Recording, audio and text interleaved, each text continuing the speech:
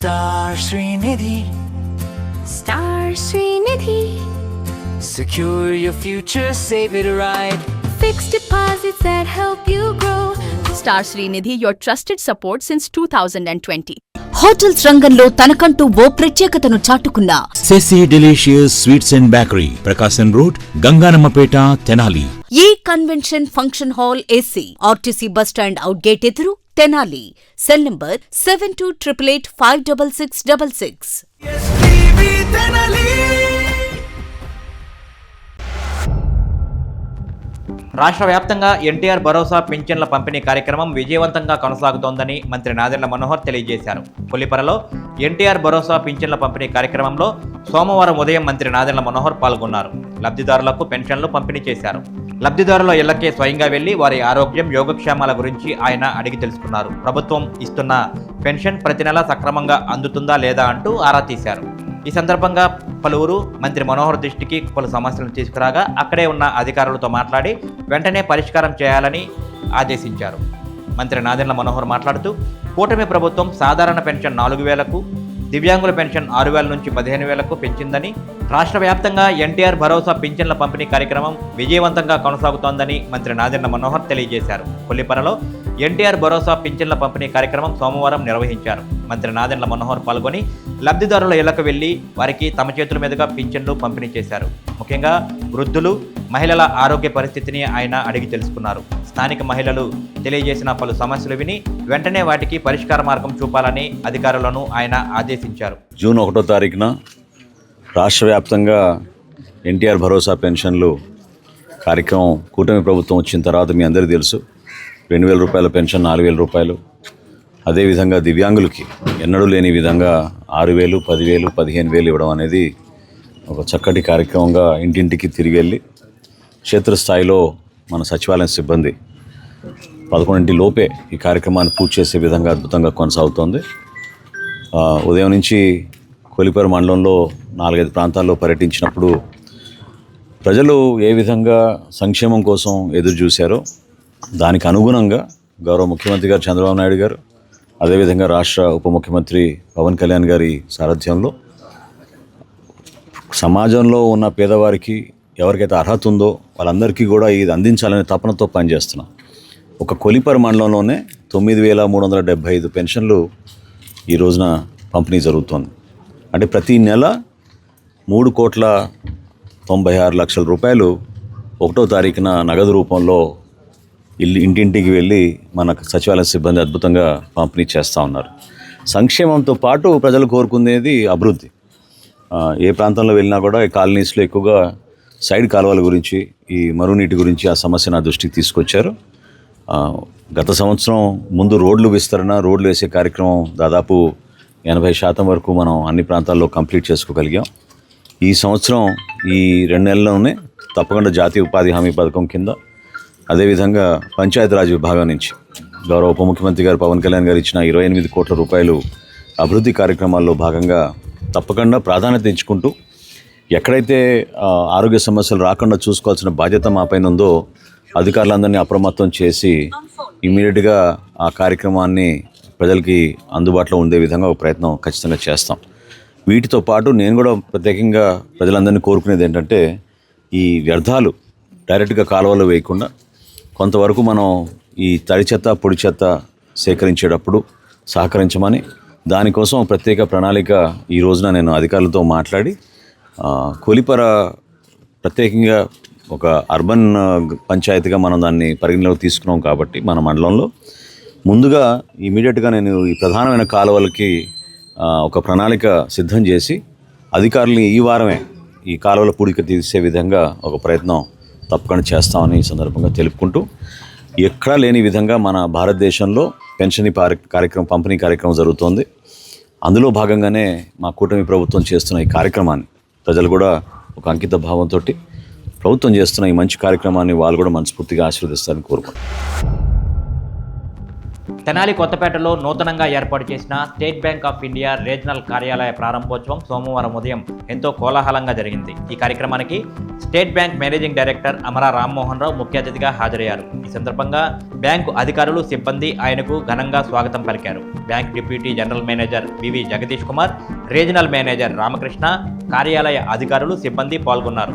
నూతన ప్రాంతీయ కార్యాలయం ద్వారా స్టేట్ బ్యాంక్ సేవలను మరింత విస్తృతంగా అందించే విధంగా అందరూ కృషి చేయాలని చెప్పి అతిథులు తెలియజేశారు. సో ఈరోజు తెనాలి మా state bank of India RBO office, ఇది రీజనల్ బ్యాంకింగ్ ఆఫీస్ అని. దీని కంట్రోల్లో 38 బ్రాంచెస్ ఉన్నాయి ఇక్కడ. అరౌండ్ 10,000 crores గ్రాస్ బిజినెస్ ఇక్కడ.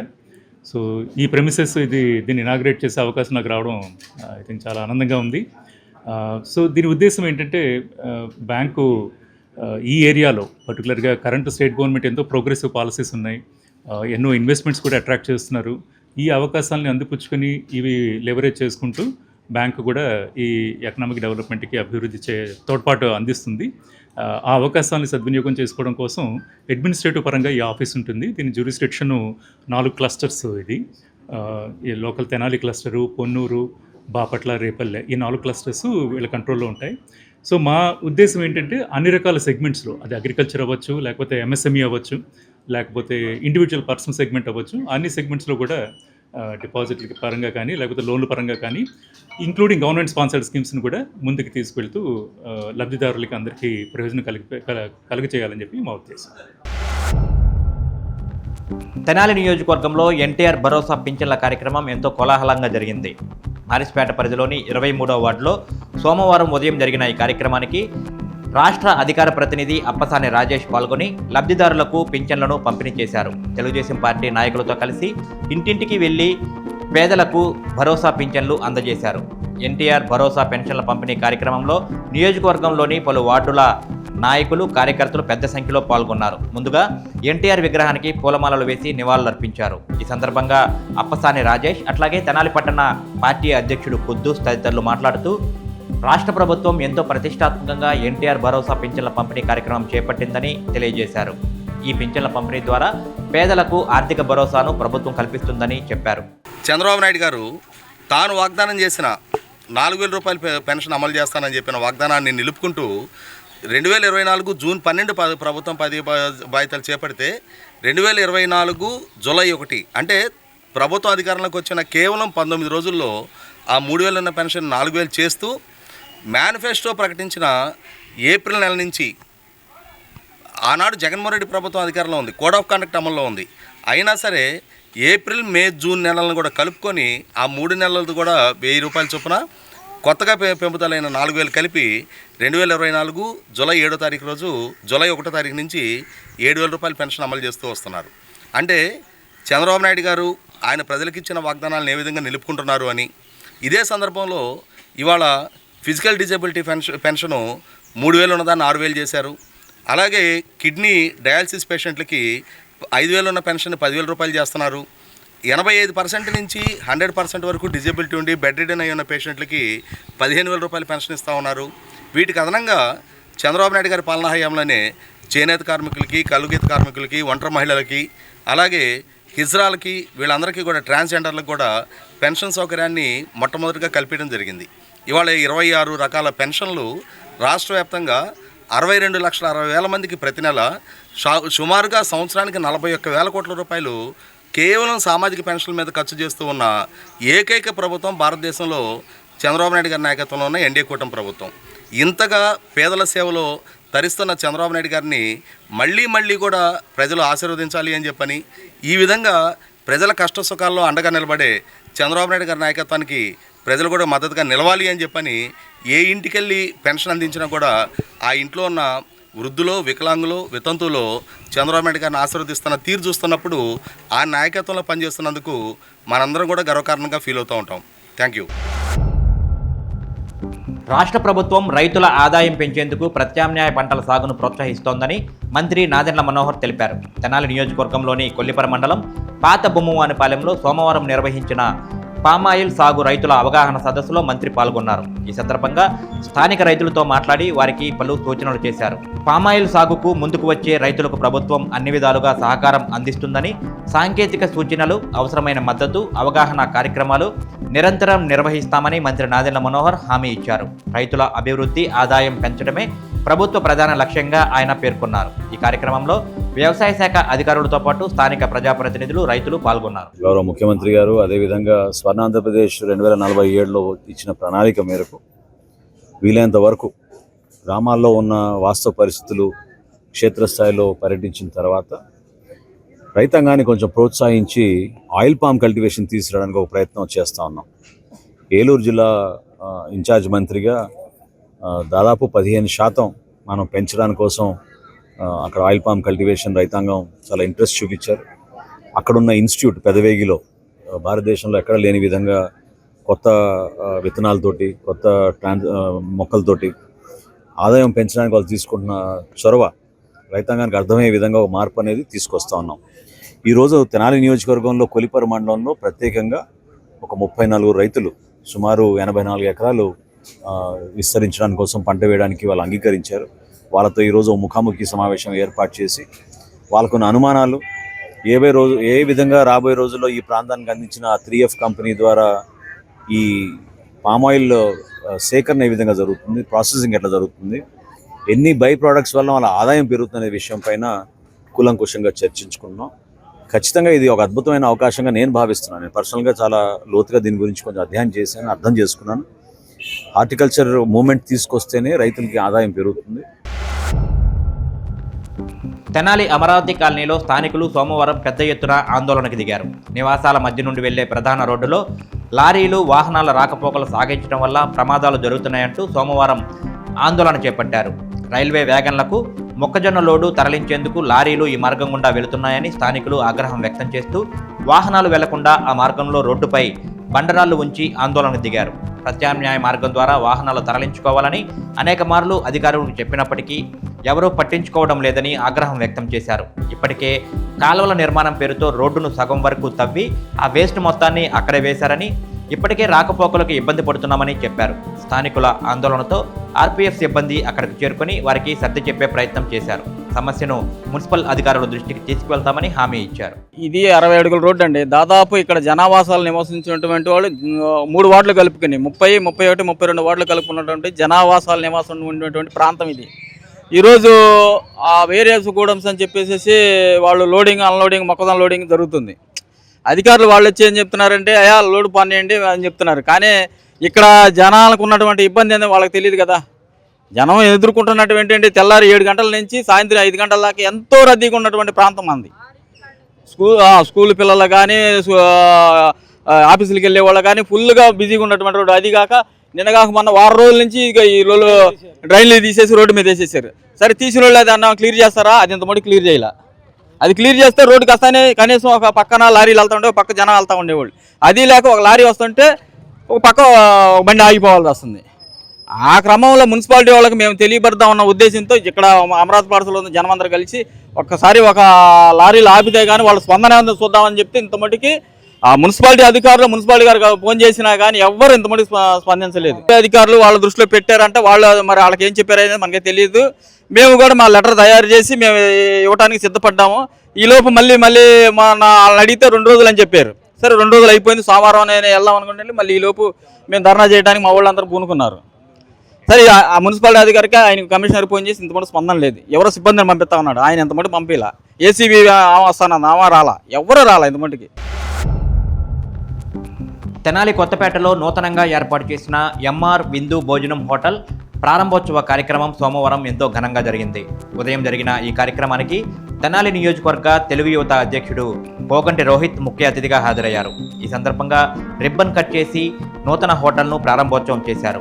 నిర్వాహకులు మన్నె రమేష్ అట్లాగే వారి మిత్ర బృందాన్ని కోగంటి రోహిత్ ప్రత్యేకంగా అభినందించారు. తెనాలి ప్రాంతంలో మంచి భోజనం హోటల్ ఏర్పాటు చేయడం అభినందనీయమని, వినియోగదారులకు నాణ్యతతో కూడినటువంటి ఆహార పదార్థాలను అందించాలని కోగంటి రోహిత్ అభిప్రాయపడ్డారు.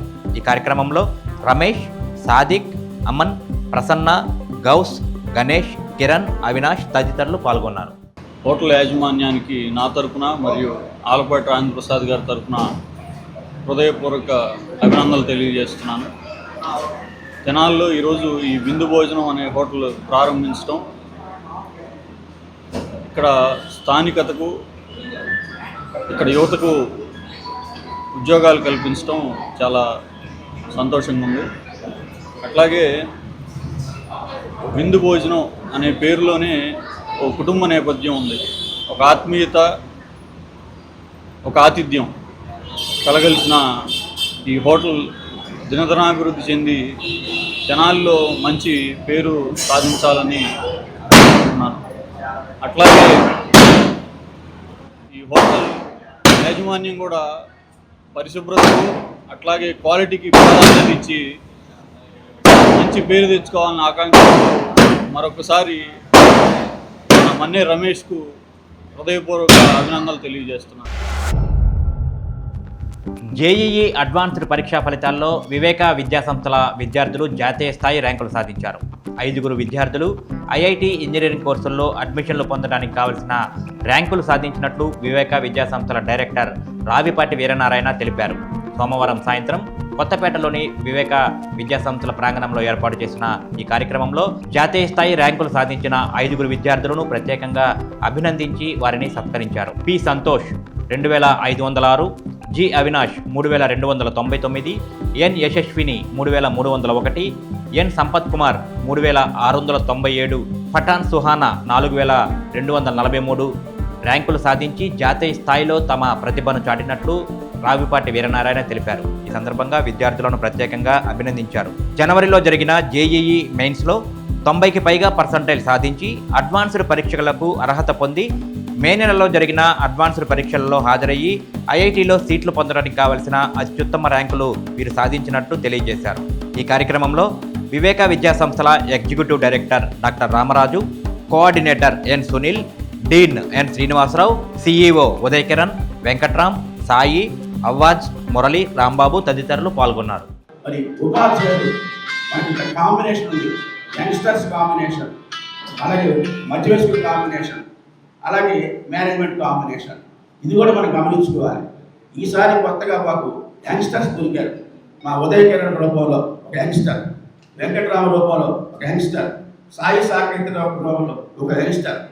వీడు కూడా పట్టుదల బట్టి జాతీయ స్థాయిలో పరీక్షలు నెగ్గాలంటే ఎలాంటి ట్రైనింగ్ ఇవ్వాలి, ఎలాంటి మాస్టర్లు కావాలి, ఎలాంటి ప్రోగ్రామ్ కావాలి అనే దాన్ని పట్టుబట్టి మా చేత చేయించారు వాడు.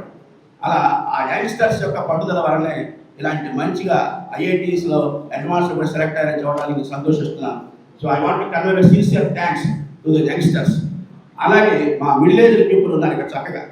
మరి అక్కడ మరి డిఆర్జీ గారు మ్యాథమెటిక్స్లో, అలాగే ఎన్ఎస్ఆర్ గారు మ్యాథమెటిక్స్లో, అలాగే ఫిజిక్స్లో చెప్పాను ధర్మేంద్ర, అలాగే సునీల్ గారు, అలాగే కెమిస్ట్రీ డిపార్ట్మెంట్ ప్రతి ఒక్కరు కూడా శ్రీకాంత్ లాంటి వారు, ప్రతి ఒక్కరూ కూడా ఎంతో చక్కగా శ్రద్ధగా చెప్పడం ద్వారా మరి ఇంత మంచి వాళ్ళు ఫలితాలు సాధించారని అనుకుంటున్నాం. బహుశా అనుకోవచ్చు మీరు ఏమంటే ఫస్ట్ ర్యాంక్, థర్డ్ ర్యాంక్ అదృష్టం కదా గొప్పదనం. ఇక్కడ జాతీయ స్థాయిలో సీటు పొందడం గొప్ప. అక్కడ రాసిన 16 లక్షల మందిలో ఆ 16 లక్షల్లో మెరిట్ స్టూడెంట్స్లో మరి సీట్ సంపాదించేది గొప్ప విషయం కదా. 20,000 సీట్స్ కంటే లేవు అక్కడ. అలాంటి పోటీ ఉన్నటువంటి దానిలో మన విద్యార్థులు అందులో సాధించడం అనేటువంటిది చిన్న విషయం కాదు. It is a good achievement by the students. It is a great achievement for the staff members also. So I want to convey my sincere thanks to all our staff members for their wonderful work. నేను యశస్విని, JEE అడ్వాన్స్లో మంచి rank వచ్చినందుకు ఆనందపడుతున్నాను. వివేక ఇన్స్టిట్యూట్లో చదివినందుకు ఇంకా గర్వంగా feel అవుతున్నాను. నాకు 3000లో rank వచ్చింది. మా పేరెంట్స్ సహకారం, మా ఇన్స్టిట్యూట్, మా మేనేజ్మెంట్, మా టీచర్స్, మా లెక్చరర్స్ సహకారంతో ఇంత మంచి ర్యాంక్ తెచ్చుకున్నాను. Thank you. నేను వివేక ఇన్స్టిట్యూట్లో చదువుకున్నాను 2 సంవత్సరాలు. జేఈ అడ్వాన్స్ మెయిన్స్ కోచింగ్ ఇక్కడే తీసుకున్నాను. 4000 జేఈ అడ్వాన్స్ ర్యాంక్ వచ్చింది. దీనికోసం చాలా కష్టపడిన మా టీచర్స్, మా మేనేజ్మెంట్ అండ్ మా పేరెంట్స్ అందరికీ థ్యాంక్ యూ సో మచ్.